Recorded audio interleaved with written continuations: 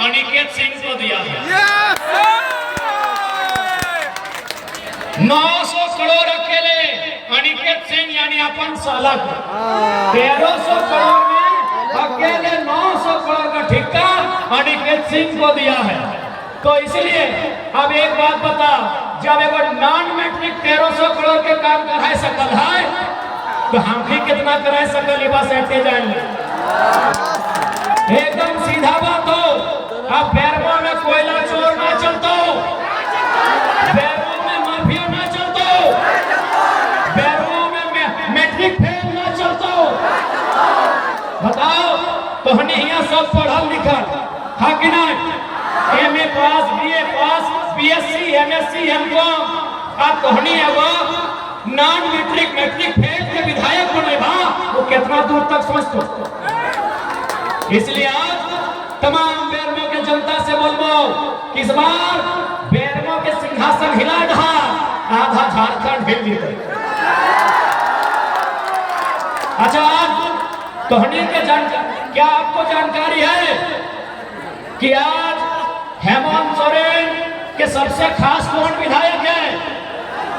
आज मुख्यमंत्री हेमंत सोरेन के खास कौन विधायक है? अनूप सिंह। क्या मालूम है कि अनूप सिंह पढ़ा लिखा इसलिए, कि अनूप सिंह बढ़िया दिखता इसलिए, कि अनूप सिंह बढ़िया पहनता इसलिए नहीं, बैरवा में एक दिन में करोड़ का कोयला निकलता है इसलिए। इसलिए बैरवा यानी आधा साम्राज्य खत्म।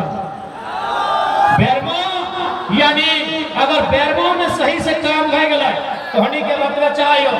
आज तो हनी यहाँ इंटरनेट की सुविधा हो, आपके हाथों में मोबाइल है, आप मोबाइल में देखिए डीएमटी फंड सर्च कीजिए। केवल बोकारो जिला में 1000 करोड़ से ज्यादा डीएमटी फंड है। उस पैसा का खर्च कहाँ होता है? स्टेडियम। अनूप सिंह अपने लिए स्टेडियम बना रहा है, वो पैसा का खर्च होता है पार्क में, वो पैसा का खर्च होता है छोटा मोटा तालाब में। पैसा का खर्च होना चाहिए जनता की सुविधा के लिए, शिक्षा के लिए, स्वास्थ्य के लिए, सड़क के लिए, बिजली के लिए, पानी के लिए। इसलिए अगर हम लोग जीत के आते हैं तो डीएमटी फंड में 1 भी रुपया का गड़बड़ी और गलत खर्च नहीं होने देंगे। जहां माइंस होता है, जहां कंपनी होता है, वहां सीएसआर होता है। सीएसआर का मतलब होता है कि यदि कोई कंपनी जैसे सीसीएल, यदि सीसीएल 100 रुपया मुनाफा है, यदि सीसीएल का मुनाफा 100 रुपया है तो 2 रुपया उसको सीएसआर में खर्च करना होगा। सीएसआर का मतलब आम पब्लिक के लिए, आम पब्लिक की सुविधा के लिए। तो बैरवा में पैसा कमी न खाए, बैरवा में नियत की कमी है। और नियत की कमी कैसे नहीं रहता है? जब खुदे मैट्रिक फेल लगा है तो कैसा नियत रहता है? इसलिए आज तमाम बैरवा के जनता जनार्दन से साफ साफ बोलो कि आज और एक बात आप बताइए, झारखंड राज्य अलग क्यों हुआ था? हम नारा देते हैं, लड़ के लिया झारखंड, मर के लिया झारखंड, कट के लिया झारखंड। तो लड़े किससे हैं? मर के लिया झारखंड। कौन मारा हमारे बाप दादा को? कट के लिया झारखंड। कौन काटा हमारे बाप दादा को? अरे यही लोग ना, अरे यही माफिया लोग ना। तीनों को नारा झारखंड वासी जानते हैं कि लड़ के लिया झारखंड, मर के लिया झारखंड, कट के लिया झारखंड। तो मेरा सवाल है, लड़े किससे? कट के लिया झारखंड, किसने काटा आपको? मर के लिया झारखंड, किसने मारा आपको? यही अनूप सिंह और रविंद्र पांडे की सोच के जैसे लोगों ने, इन्हीं सोच, ऐसे ही सोच के लोगों ने हमें मारा है, ऐसे ही सोच के लोगों ने हमें काटा है, ऐसे ही सोच के लोगों से हमने लड़ा है। लड़ के लिए मतलब क्या? किससे लड़े? पहाड़ से, दामोदर नदी से, गजाल से? किससे लड़े? अनूप सिंह और रविंद्र पांडे जैसे शख्स की सोच से। हम रविंद्र पांडे और अनूप सिंह नहीं, उनकी सोच, उनके जैसा सोच रखने वाले लोगों से लड़के हमने झारखंड लिया। और ताज्जुब की बात है, 5 बार सांसद, 5 बार विधायक। ताज्जुब की बात है, ताज्जुब की बात है। जिन लोगों ने काटा, जिन लोगों ने मारा, जिन लोगों ने हमें लूटा, 5 बार सांसद, 5 बार विधायक, ताज्जुब की बात कि गलत बोल रहे। बताइए किससे लड़ के लिया झारखंड? किससे लड़े? अंग्रेज से? अंग्रेज से भारत लड़े हैं, भारत की आजादी के लिए अंग्रेज से लड़े हैं। झारखंड किससे लड़े हैं? कर्नाटक से, महाराष्ट्र से। मनोज सिंह, रविंद्र पांडे की सोच जैसे लोगों से लड़े हैं, और आज वही हमारी वोटों से राजा बन रहे हैं, बादशाह बन रहे हैं, और आज हम बीमारी से तिल तिल के मर रहे हैं। अरे तोरी नाम जाना, इतना भीड़ गया नाम नाम तोरी नामा तोरी नाम सब मर के लिया झारखंड, कट के लिया झारखंड। किससे? किससे? यही शोषण करने वाले लोगों से। इसलिए आज साफ साफ अनुरोध है, यदि झारखंड को बचाना है तो बेरमो से ऐसे लोगों को चुनाव से हराना है, तभी झारखंड और बेरमो आपका बचेगा। आज और एक बात, यहाँ बहुत सारे लोग बाहर भीतर की बात करते हैं। हमारे बीच बहुत सारे उत्तर प्रदेश, बिहार के भी भाई लोग आए हैं, सुन रहे मेरी बात को। मैं स्पष्ट कहना चाहूंगा कि ये अर्नब सिंह आपको केवल बाहर और भीतरी का वोट लेने का काम करता है। यदि 1300 करोड़ की बात करें और हम कहते हैं कि 75% झारखंडी का होगा, 25% में यूपी, बिहार, बंगाल, गुजरात, उनको मिला के रखे, हमको दिक्कत नहीं है।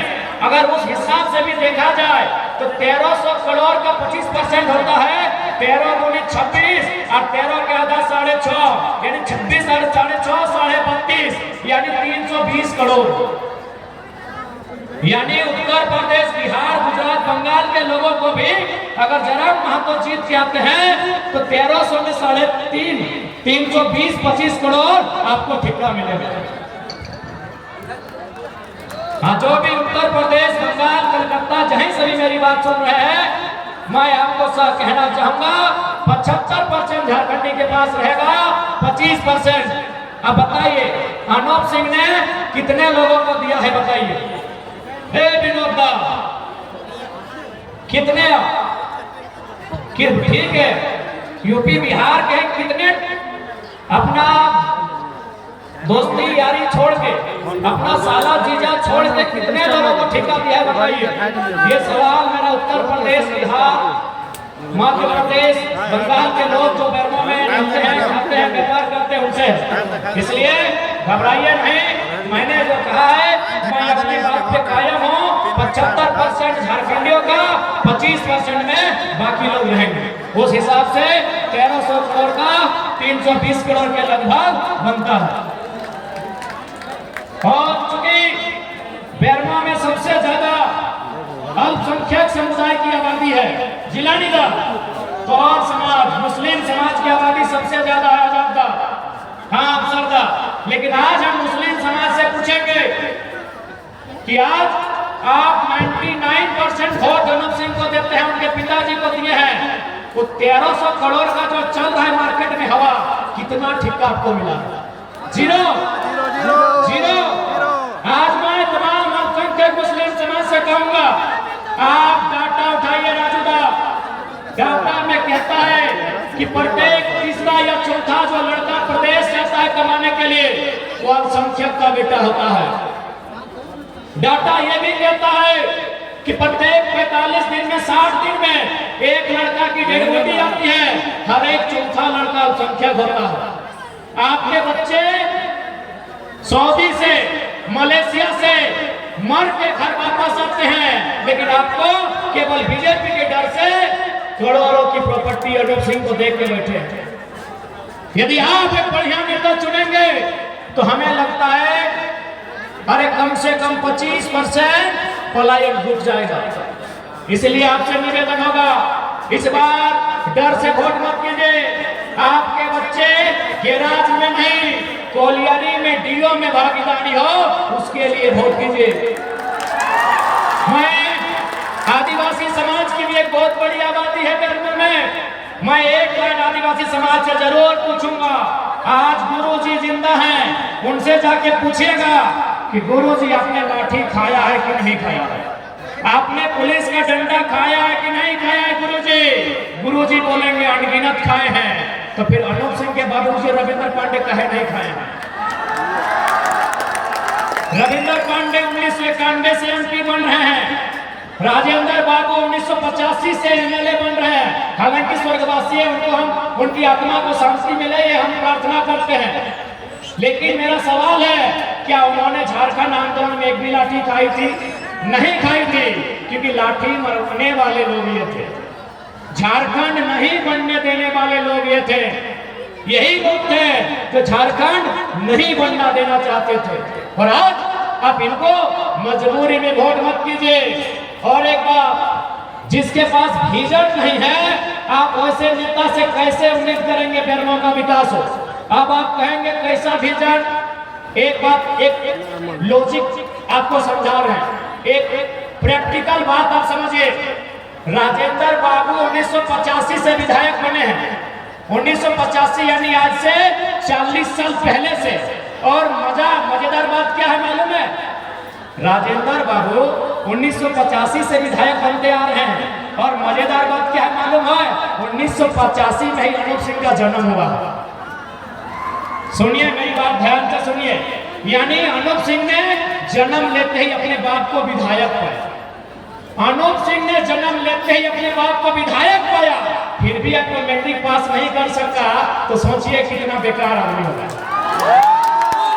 यदि वो गरीब का बच्चा हो तो हम समझते, यदि वो मजदूर का बेटा हो तो मैट्रिक फेल करके हम समझते। अनूप सिंह पैदा होते ही विधायक की गोद में खेला है, फिर भी मैट्रिक फेल हुआ है। कितना बेकार होगा आप समझ लीजिए। वो बेकार आदमी बेरमो को बढ़िया करेगा? नहीं नहीं, कभी नहीं। पढ़े लिखे लोग बताइए, अरे विधायक की गोद में अनूप सिंह खेले हैं और फिर भी मैट्रिक फेल है। अब सोच सुनिए कि मैट्रिक फेल कहे हुआ है। हमको अपना एक्सपीरियंस, हम सोच जो अपना दोस्ती यारी को देखते हैं, चूंकि उसने जैसे ही अनूप सिंह का उम्र हुआ 15-16 साल, मैट्रिक का उम्र, बोला बाप तो विधायक है, तो विधायक है तो विधायक का बेटा है, रईस बाप का बिगड़ेल साहबजादा, खाएंगे पिएंगे मौज मस्ती करेंगे फूकेंगे, यही लक्षण होगा। नहीं तो क्या कारण है विधायक का बेटा मैट्रिक पास नहीं किया? और हाँ, जो विधायक रहते हैं उसी समय शायद हमको लगता है 1-2 बार मंत्री भी बन गए होंगे उनके पिताजी। यानी विधायक का बेटा मैट्रिक पास नहीं किया, क्या विजन है उसका भाई? बाप विधायक रहते हुए मैट्रिक पास नहीं करता, तो क्या विजन है? और आप एक विजन लेस व्यक्ति को यहाँ से चुन के भेज रहे हैं, ये बहुत दुर्भाग्य की बात है, बहुत शर्म की बात है। क्योंकि आचार संहिता है और 10-5 मिनट का समय है, एसडीएम साहब लगातार फोन कर रहे हैं, उनके कानून का भी हालांकि सम्मान करते हैं रविंद्र पांडे जी। ये तो एक ऐसा शख्स है कि एसपी बन के 25 साल नौकरी किए। एसपी समझ रहे ना? एसपी यानी एक जिला में पुलिस का सबसे हेड को एसपी बोलते हैं। यानी बोकारो जिला में पुलिस का सबसे हेड कौन है? एसपी। एसपी बन के रविंद्र पांडे 25 साल रहे, अब दरोगा बनने आए हैं, पूरा काम करेंगे। एसपी बन के 25 साल रहे, दरोगा बनने आए हैं। हाय रे, एसपी मतलब एमपी। एमपी बन के रहे 25 साल, 5 बार एमपी, दिल्ली में बैठते थे और आज एमएलए बनने आए हैं रांची। आप उम्मीद की है काम करेंगे। हाँ, काम क्या के मालूम है? सूत्र बताते हैं, लोग बताते हैं, उनका 900 हाईवा चलता है, 900 हाईवा चलता है। चलिए, ये लोगों ने कहा, मैंने जो देखा है वो मैं बता रहा हूँ। तो चाची से मैं हूँ, वहां सतकीरा गांव का आधा जमीन अकेले रविंद्र पांडे खेलता है, आधा गांव का जमीन। उसमें दून पब्लिक स्कूल बनाया है और एक अस्पताल बनने की तैयारी चल रही है। और दून पब्लिक स्कूल में नर्सरी का बच्चा का फीस 3000 रुपया महीना है। आप कहते हैं हम गरीबी के खिलाफ है, आप कहते हैं हम बेरोजगारी के खिलाफ है, और आप रविंद्र पांडे और अनूप सिंह के साथ है, ये नहीं चलेगा।